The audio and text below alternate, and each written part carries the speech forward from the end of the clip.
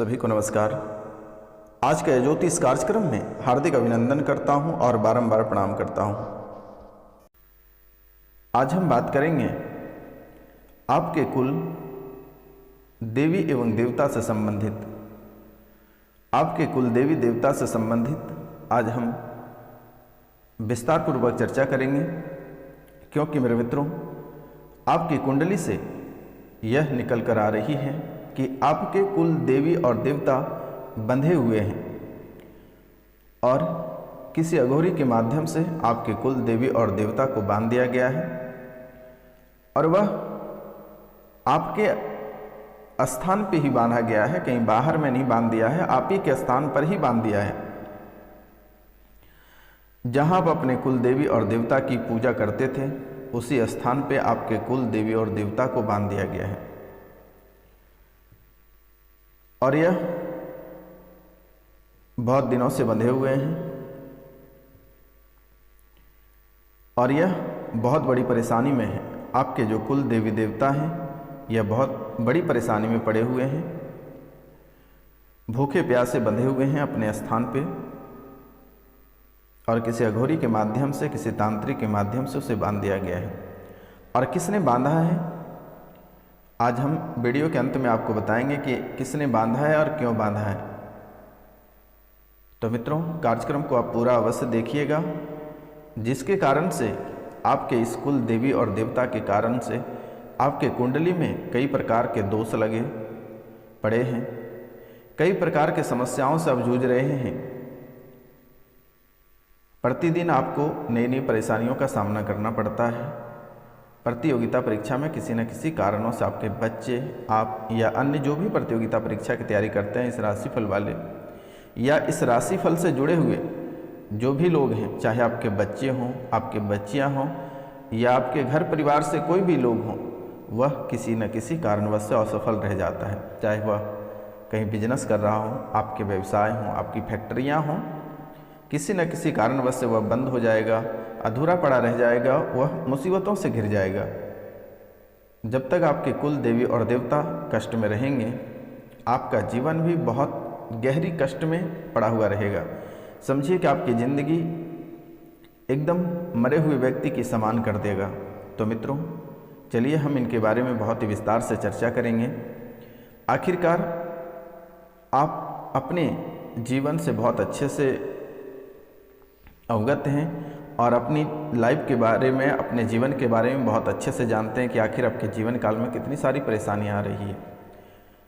तो मित्रों इसको विस्तार से जानने से पहले आपसे मेरा निवेदन है कि आप इस चैनल को बेल आइकन दबा के सब्सक्राइब कर दें, लाइक करें और अधिक से अधिक शेयर करें। तो मित्रों हम बात करेंगे, आप खूब सारी पूजा और पाठ करते हैं, आप खूब सारी पूजा और पाठ करते हैं, पूजा और पाठ में बहुत खर्च करते हैं, बहुत मेहनत करते हैं, लेकिन मेरे मित्रों इसका उत्तर आपको क्या प्राप्त होता है? आपको किसी भी प्रकार का कोई लाभ नहीं होता है। पूजा और पाठ में आप बहुत मन लगाते हैं, माता के ऊपर आप सारी भरभार छोड़ देते हैं कि हे माता रानी, हे प्रभु देव, हमारे जीवन काल में जो परेशानी, जो कष्ट चल रहा है आप ही निवारण कर सकते हैं। लेकिन मेरे मित्रों आपके कुल देवी देवता जो हैं वह बंधे हुए हैं। आपका कष्ट निवारण करने के बजाय आपके कुल देवी देवता आपको और भी कष्ट दे देते हैं, लेकिन आपका पूजा और पाठ कहीं सफल नहीं होता है और आप दरबदर ठोकर खाते रहते हो और फिर घर में सभी को कोसते हैं कि आखिरकार हमारे पूजा क्यों नहीं सफल हो रहा है। आपस में ही लड़ाइयाँ करना प्रारंभ कर देते हो। तो मित्रों इसका मुख्य वजह है कि आपके कुल देवी जो हैं वह बंधे हुए हैं, जिसके कारण से आपको इन सारी समस्याओं का सामना करना पड़ता है। आपकी जहाँ तक आप सोचते हैं कि आपके जीवन काल में अच्छाई आएगी, अच्छाई आएगी, लेकिन दिन प्रतिदिन आपके जीवन काल में और भी बुरा होता चला जाता है और अच्छा की जगह पे आपके सारे कार्य बिगड़ते चले जाते हैं, क्योंकि आपकी पूजा का फल कोई और ले जा रहा है, और वो जो भी है नकारात्मक शक्ति है, क्योंकि उसे भोग से मतलब है और आपको दुख देने से मतलब है। उसे आपको सुख से कोई लेना देना नहीं है, क्योंकि जो आत्मा है उन्हें आपसे कोई लेना देना नहीं है। ना आप उसके रिश्तेदार लगते हैं, ना वो आपके पितृ हैं, ना आपके कुल देवी देवता हैं। इसलिए आप भगवान को भोग लगाते हैं, भगवान के प्रति बहुत अभिरुचि आपके रहता है, भगवान के पैर पे आप माथा पटकते हैं, लेकिन मेरे मित्रों वह तो बंधे हुए हैं, वह आपका कोई कार्य नहीं कर सकता, वह आपकी कोई मदद नहीं कर सकता है। लेकिन वही भोग जो आप माता की को अर्पित करते हैं, जो अपने देवी देवता को अर्पित करते हैं, वह भोग माता को नहीं प्राप्त होती है, वह शैतान को प्राप्त हो जाता है, कोई ऐसे शक्ति को प्राप्त हो जाता है जो बुरे शक्ति होता है, जो प्रेत होता है, उन्हें यह शक्ति प्राप्त हो जाती है और वह इस भोग को लेकर चले जाते हैं और आपको उसके बदले में और भी कष्ट और भी दुख देकर चले जाते हैं। आपके घर में ढेर सारे विघ्न और बाधाएं छोड़कर जाते हैं, आपके घर में लड़ाइयाँ झगड़े करा देते हैं, परिवार में कलह और कलेश करा देते हैं, यहाँ तक कलह और कलेश ऐसा करा देते हैं कि घर परिवार में मारा मारी काटा काटी तक हो जाता है। जीवन में ऐसी ऐसी समस्याएं आने लगती हैं कि आप सोचते हैं कि आखिरकार मैंने कल ही अपनी देवी माँ को पूजा किया था, लेकिन मुझे तो कोई फल की प्राप्ति नहीं हो रही है, किसी भी प्रकार का आपको लाभ प्राप्त नहीं हो रहा है। बहुत मशक्क़त के बाद आपको थोड़ी सी अगर खुशियाँ प्राप्त होती है तो वह आत्मा को, वह प्रेत को जलन होने लगता है और फिर वह उस चीज़ को बिगाड़ देता है, बर्बाद कर देता है। लोगों के मस्तिष्क, उसके जो मति खती होता है वह पूरी तरह से चेंज कर देता है। जैसे कि एग्जाम्पल के लिए आपने किसी को बोला कि भैया हमें 10 रुपये देना कल, उसने बोला ठीक है भाई आप कल आके 10 रुपये ले जाना, लेकिन जैसे ही आप सुबह जाते हैं उनके पास पैसे लेने के लिए, बोलता नहीं खर्च हो गया, मैं आपको नहीं दे सकता हूँ। तो यह उस शैतान का काम रहता है और बिगाड़ देता है। आप अपने व्यापार के लिए बहुत उत्सुकता रहते हैं, बहुत सारे पैसे खर्च करके अपने बिजनेस को तैयार करते हैं, बहुत बड़े विस्तार करते हैं, तो किसी न किसी कारणवश अचानक सा फैक्ट्री में आग लग जाती है, किसी की मृत्यु हो जाती है, फिर आपको जेल फाटक हो जाता है, फिर आपकी फैक्ट्री बंद हो जाती है। तो ये उस शैतान का काम है और यह शैतान आपके पीछे बहुत समय से पड़ा हुआ है और प्रतिदिन आपको सभी से अलग करता जा रहा है। रुपया, पैसा, धन, दौलत सभी चीज़ से आपको दूरी बना रहा है। यह समय अगर देखा जाए तो आपके जीवन काल में एक एक रुपया पैसा के लिए आप तरस रहे हो, आप घर से बेघर होते जा रहे हो। आपके जीवन में कभी आपने नहीं सोचा था कि आखिरकार आपके जीवन में इतनी बड़ी समस्याएं कभी उत्पन्न होगी, ऐसा स्थिति आपको देखने को मिलेगा। लेकिन मेरे मित्रों, आपके जीवन की जो हालात यह धीरे धीरे बुरी होती जा रही है, तो इसका मुख्य हाथ यही आत्मा का है जिसने आपको हमेशा बरगलाते रहते हैं। यह आत्मा आपके पीछे इतने बुरे तरीके से पड़ा है कि आप कोई कार्य के लिए घर से निकलते हैं, आप जैसे ही अपने मंजिल के करीब पहुंचने को रहते हैं उससे पहले ही आपके रास्ते को भटका देता है। फिर उस काम से भी आप वंचित रह जाते हैं और उस काम का भी आपको लाभ प्राप्त नहीं हो पाता है और वहाँ से भी आपको 10 बातें सुननी पड़ती है और आपकी नौकरी चली जाती है। घर में छोटे से बड़े तक को धीरे धीरे बीमार कर देता है। जैसे ही आप उसे डॉक्टर के पास लेकर जाते हैं, डॉक्टर के मन में ऐसे नेगेटिविटी डाल देता है कि कोई बीमारी ही पता नहीं चलती है, कोई बीमारी ही नहीं निकलती है और फिर आप परेशान हो जाते हो कि आखिरकार इतनी बड़ी बीमारी है। और जब आप एक्सरे कराते हो या डॉक्टर को दिखाते हो, जो रिपोर्ट आता है वह नॉर्मल आता है, किसी भी प्रकार की कोई बीमारी नहीं रहती है। तो यह उस शैतान का काम है और यह शैतान बहुत दिनों से आपके पीछे पड़ा हुआ है। और फिर जैसे ही आप हॉस्पिटल से घर लाते हैं, अस्पताल से घर लाते हैं बच्चे बच्चियों को या खुद को, फिर वही दर्द शुरू हो जाता है, वही परेशानी प्रारंभ हो जाता है। ऐसे हालात बनती जा रही है आपके जीवन काल में और प्रतिदिन एक नई नई दुश्मन आपके तैयार हो जाते हैं। आज तक जो आपके साथ बैठकर खा रहे हैं, अच्छी बातें कर रही है,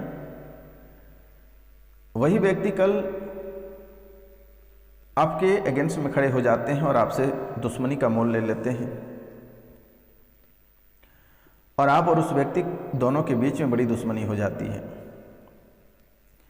ये ना उसका दोष है ना आपकी दोष है, ये उस शैतान जो है उसके क्या धराया है और वह बहुत दिनों से आपके पीछा भी कर रहा है। लगभग 3 बार आपके ऊपर अटैक भी किया उसने, लेकिन आप मरते मरते बच गए और 2 बार तो आप मौत के मुंह से ही निकले हुए हैं। बड़ी दुर्घटना से भी आप बचे हुए हैं। कभी कभी आपके जीवन में ऐसी हालात बना देती है कि आप अचानक सा पूरे गर्म हो जाते हो, लोगों के प्रति गुस्सा हो जाते हो, लगता है कि आप इसको मार ही दोगे, लेकिन फिर जैसे ही आपके अंदर पॉजिटिव आता है, गुस्सा ठंडा होता है, फिर आप बहुत पछताते हैं कि आखिरकार मैंने ऐसा क्यों किया, मुझे ऐसा करना ही नहीं चाहिए था। तो ये इस शैतान का काम है और ऐसी ऐसी स्थितियाँ आपके जीवन काल में बना रही है। शाम में आप लोग अच्छे से खा पी कर सोते हैं, सुबह पता चलता है कि आपके परिवार में कलह और कलेश हो गया, मारामारी हो गया, बच्चे आपसे अलग होकर बिछड़ के घर छोड़कर चले गए, पत्नी घर छोड़कर चली गई, आप घर छोड़कर चले गए, माता पिता दर-बदर ठोकर खा रहे हैं। ऐसी हालात आपके कुंडली में बना हुआ है और यह लगातार 7 सालों से चल रही है।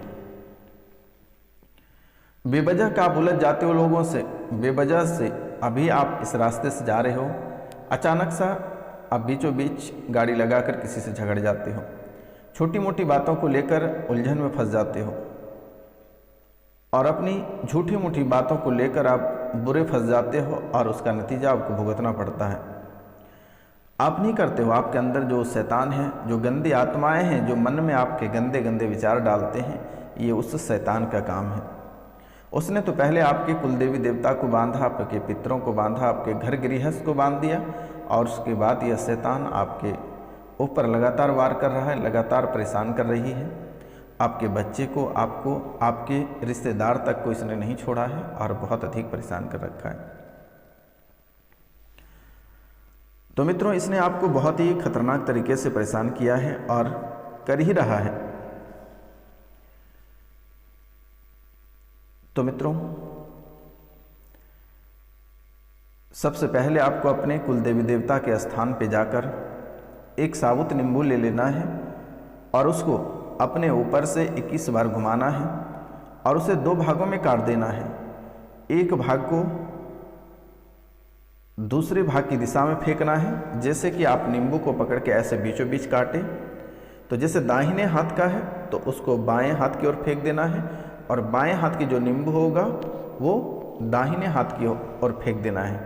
यानी आपको राइट हैंड वाला लेफ्ट में फेंक देना है और लेफ्ट हैंड वाला को राइट हैंड में फेंक देना है।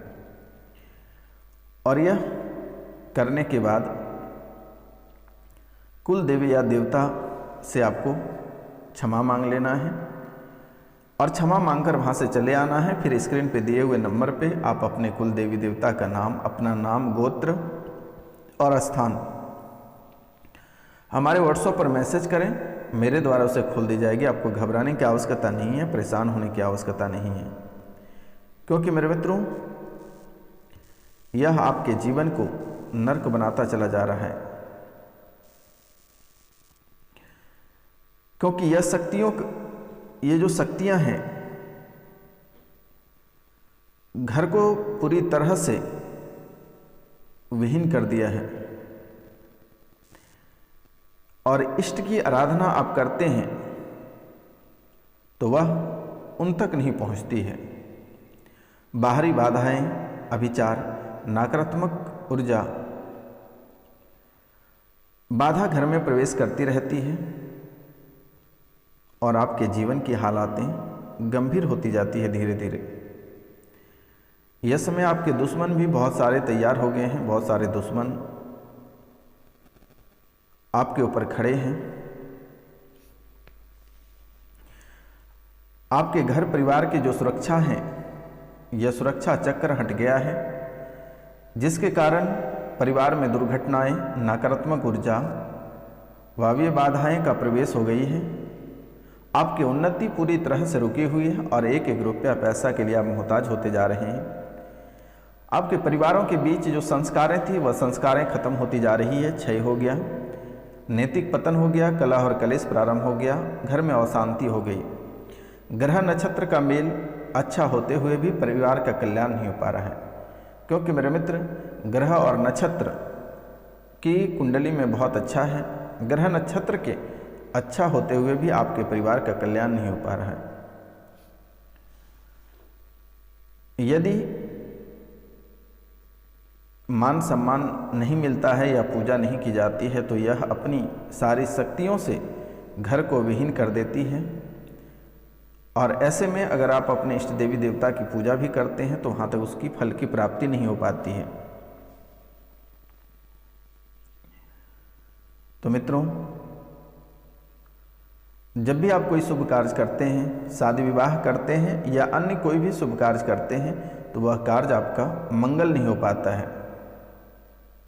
वह कार्य आपका मंगल नहीं हो पाता है और आपका कार्य आधा अधूरा रह जाता है, जिसके कारण से आपको फल की प्राप्ति नहीं होती है।